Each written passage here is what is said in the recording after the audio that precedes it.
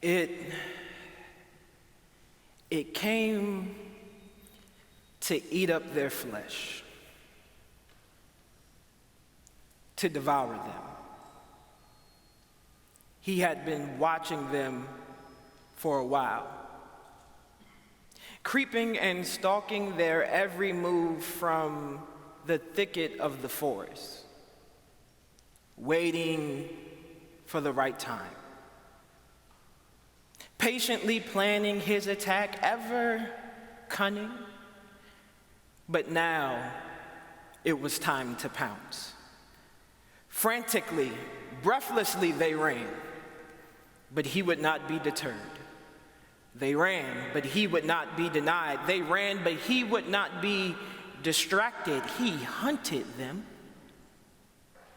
Their bodies, his undying quest. Their breath, his unquenchable thirst. Their throats, his desire. Like a scene out of a nightmare or a horror film, not even their shadows were safe. They ran and he climbed. They ran and he searched. They ran and he chased. They ran and ran and ran from sun up to sundown, from house to house, until there was nowhere left to go.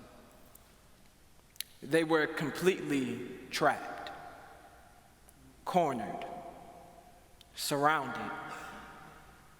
Prey. You know this story. This is the story first called The Three Pixies, and then The Three Sheep, and then the iteration that stuck, The Three Little Pigs and the Big Bad Wolf. It is a famous childhood fable that offers a dramatic satire of something that is all too familiar, existing as prey in a world seemingly dominated by predators. To be prey is to be unavoidably alluring, your scent uncontrollably scintillating, your body inescapably tantalizing, your throat tempting. To be prey is to be desirable as digestion, your very flesh and bones always eligible for non-consented intake, your throat tempting. To be prey is to be craved as consumption, your very being always enticing, always teasing, always inviting some claws and teeth, your throat tempting. To be prey is to be eroticized as sustenance, your very breath always seen as potential nourishment for somebody else, your throat tempting. To be prey is to know the chilling reality that it is your death that gives the predator its strength, its power, its life. You know this story. You know all too well what it's like to be prey. To live every day within the appetite of a stalking, creeping, and cunning predator. To live every day suspended, hanging on by a thread over treacherous claws and teeth. To live every day as the always alluring, always scintillating, always tantalizing, always teasing flesh. To live every day as prey in a predatory country. To live every day knowing that we are not the promise nor the prize of this country. We are the prey. To be prey is to live every day knowing the chilling reality that it is our death, what sociologist Orlando Patterson calls our social death, that gives this country its life. To be prey is to live every day knowing July 4th is every day, a celebratory feast where black flesh, black women's flesh, black queer flesh, black adolescent flesh, black poor flesh is always the main course. To be prey is to live in America, where unnoosed black throats have always been tempting. This is precisely why the conversation between Jesus and the disciples in the text today is so alarming. Because Jesus acknowledges the inescapably predacious nature of the empire and yet sends his disciples as prey. And not just as any prey, but as sheep. If we have to be prey, why not send us as gazelles? Right? Gazelles are the dancers of the wild. They are majestically agile, filled with grace and skill, and can maneuver on the rockiest terrains. If we have to be prey, why not send us as fish? Fish can grow sharp and armored scales on their bodies. They can change their colors to camouflage. They can seek refuge in the depths and the crevices of the ocean. If we have to be prey, why can't we be zebras? Zebras can run up to 40 miles per hour, are masterful evaders, and pack a kick strong enough to break a lion's jaw. If we have to be prey, why can't we be dart frogs? They may appear small and vulnerable, but they have an intense and deadly venom. If we have to be prey, why not send us as rats? But New York rats. Yeah. They can survive a rainstorm, a snowstorm, desert storm, an apocalypse. But is their physical dexterity and craftiness and resilience that makes them a formidable foe to animals, humans, and poison companies alike. But instead, Jesus sends them as sheep. Without gazelle-like agility, without fish-like adaptability, without zebra-like mobility, without frog-like capability, without rodent-like versatility, but as sheep. Defenseless, powerless sheep. Frail, fragile sheep.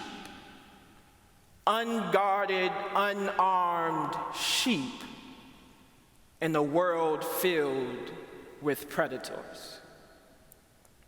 One preacher called this precarious predicament a wolf country, where empire is always hunting, always devouring, always swallowing, always ravaging, always wrecking, always consuming, always engulfing, always tearing, always taking, always killing, always stealing, always destroying, always hoarding, always pillaging, always plundering, always piercing, always puncturing, always praying. And Jesus sends them as sheep,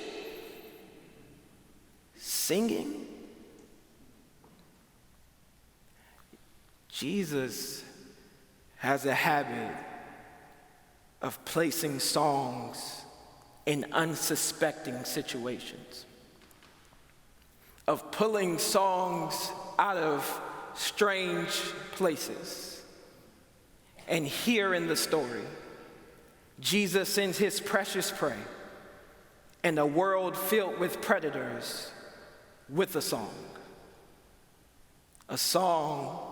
for the sheep. The scroll of Isaiah becomes sacred music for this song.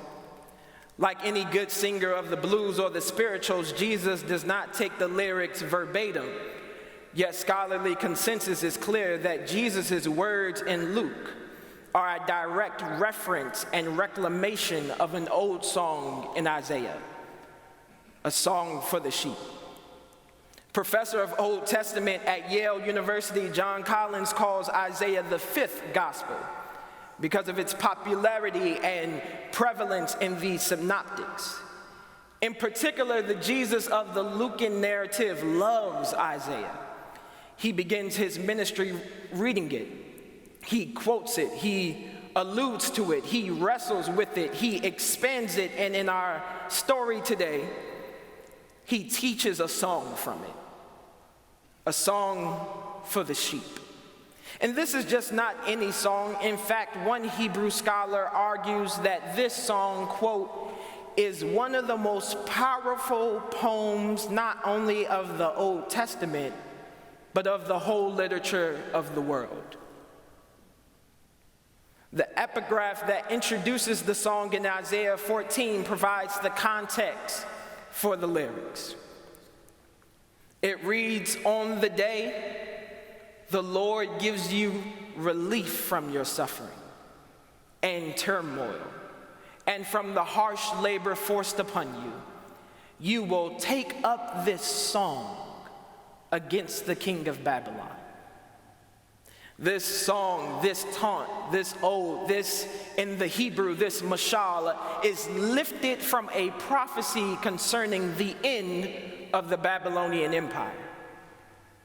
The prophet Isaiah's song concerns both the empire of his day and the ones to come. This is vital to keep in mind, friends, because of the conjoining verses between Isaiah and Jesus.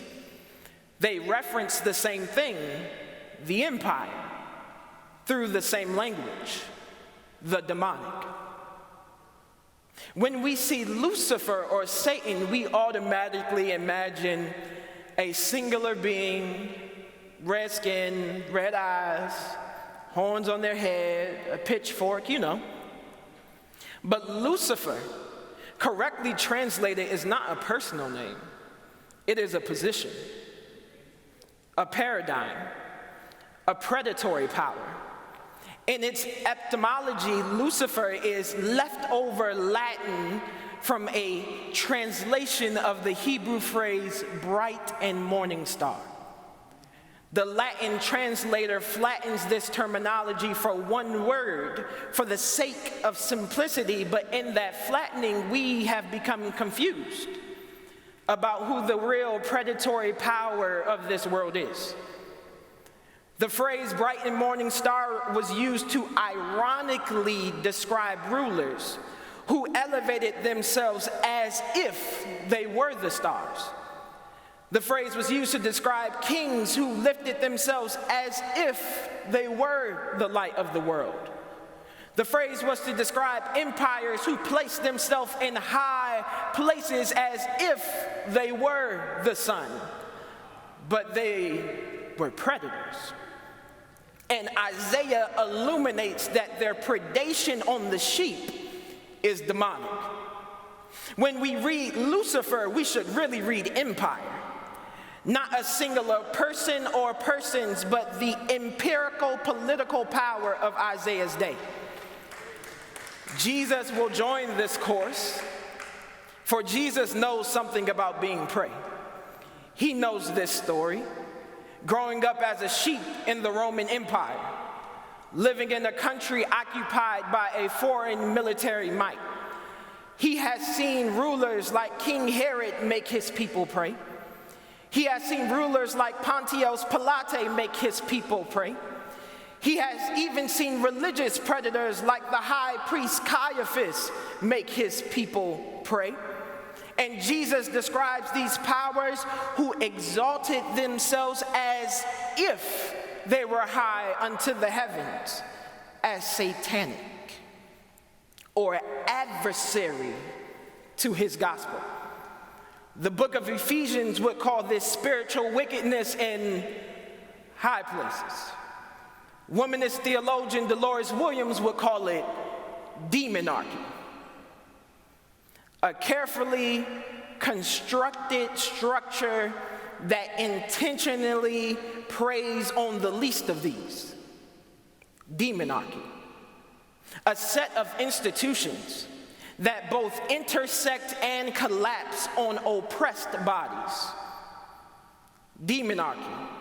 A theological and political ordering of domination. Demonarchy, a complicit and collective system where death and the shadow of death is an instrument of social control. Demonarchy. But you know those stories. You know them all too well. There is a story about a group of Episcopal clergy who wanted to join a protest against the Vietnam War. So they met together after service one day to determine what they could offer, what could be the best course of action. They decided, they bought their tickets, they got on the bus, and they went down to Washington, D.C. When they got there, they saw protest signs and picket lines, but they didn't join that. They saw marching and heard chants, but they didn't join that. Instead, they stood off in the distance, in front of the White House gate, in a small circle, reading passionately amongst themselves. A curious reporter approached them and asked, "What are y'all doing?" By that time, they had even worked up a sweat. And one pastor turned, with his book of common prayer still open, and replied, "We're performing an exorcism." The biggest predator in the world today is not a big bad wolf. It's not a Casper-like figure. The biggest predator in the world today is America.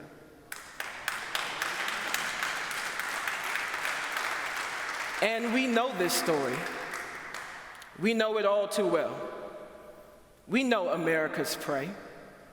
Native and indigenous folk have been made prey. Black folk prey. Queer folk prey. Trans folk prey. Women prey, especially black women prey. Children prey.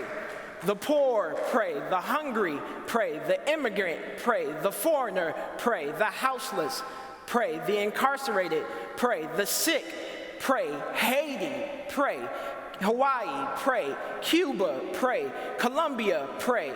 Guam, pray. Puerto Rico, pray. Palestine, pray. Sudan, Syria, Somalia, Saudi Arabia, Iraq, Albania, the Philistines, the Caribbean, the entirety of the so-called African continent, Harlem, pray.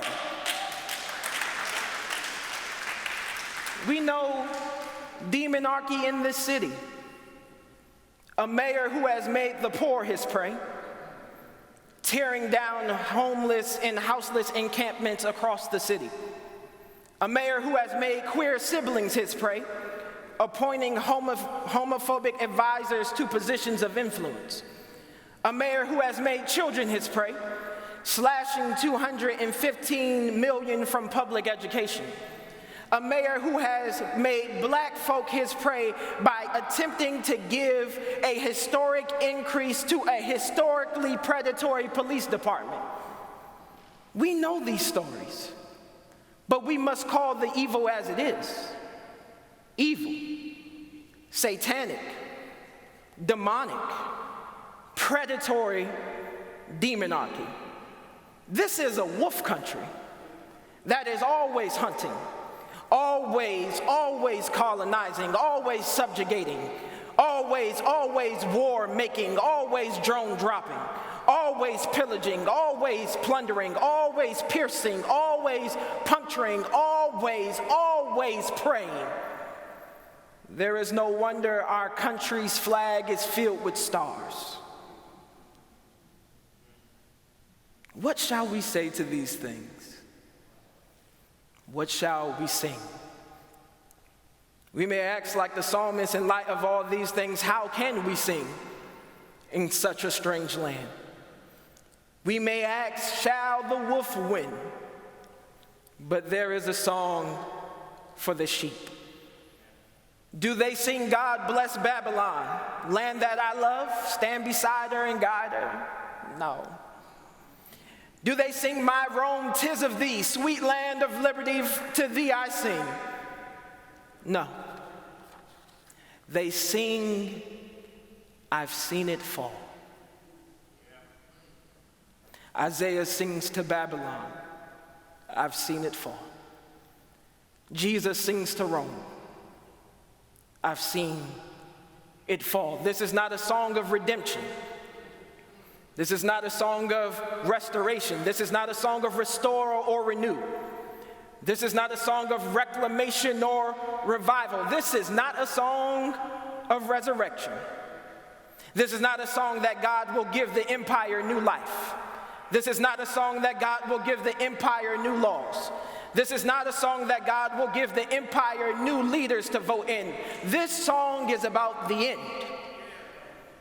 end of the empire. Are we ready to sing that song? The so-called Christian church hasn't always wanted to sing it. It's easier to sing songs about Jesus than to sing Jesus' song. It's easier to sing about crowning Jesus king than to sing Jesus calling for the end of all kings. It's easier to make Jesus the object of devotion than to make his message the object of our discipleship. It's easier to worship Jesus the king than to follow Jesus the slave. But Jesus sings as his mother Mary, who sang with a pregnant belly, God has brought down the powerful from their thrones. Isaiah, Jesus, Mary, these three sheep, seemingly cornered by the wolves of this world, give us a song to sing. This is our commission. This is our calling. This is our charge, to go throughout this world singing, prophesying, preaching, proclaiming that God will bring the high places down. And if we have to be prey, then to be singing prey. And if we have to be sheep, then to be singing sheep. To be able to look the predatory powers in the eye, knowing the strength of its teeth, knowing the power of its claws, knowing its unquenchable thirst, and to sing anyway, I've seen it fall. The more accurate translation is, I'm seeing and I've seen it fall. This is a song that collapses time and testimony together. As we wait to see, we sing what others have seen. As we sing, we shall see what we sing. As we see, we sing what others one day will see. I've seen it fall. Egyptian empire fell. Assyrian empire fell. Babylonian empire fell. Persian empire fell. Macedonian empire fell. Roman empire fell. I've seen it fall. Ottoman empire fell. British empire fell. Soviet empire fell. I've seen it fall. And you know, tomorrow we can debate the reality of a seemingly inconsistent intervening deity. Tomorrow we can discuss the seemingly regenerative power of sinful empire. Tomorrow we can trouble our eschatology that tragically replaces a man-made kingdom with a heavenly one. But for today, just for this morning, I can testify that I haven't been to any mountaintop, but I've been down to the valley. That's where the sheep are. And I looked up and I saw Satan fall like lightning. Fret not yourself over evildoers, nor workers of iniquity, for they will soon be cut down like the grass. I've seen it fall. So don't stop praying. I've seen it fall. Don't stop working. I've seen it fall. Don't stop protesting. I've seen it fall. Don't stop organizing. I've seen it fall. Don't stop writing. I've seen it fall. Don't stop creating. I've seen it fall. Don't stop dreaming. I've seen it fall. Don't stop dancing. I've seen it fall. Don't stop loving. I've seen it fall. Brokenness, I've seen it fall.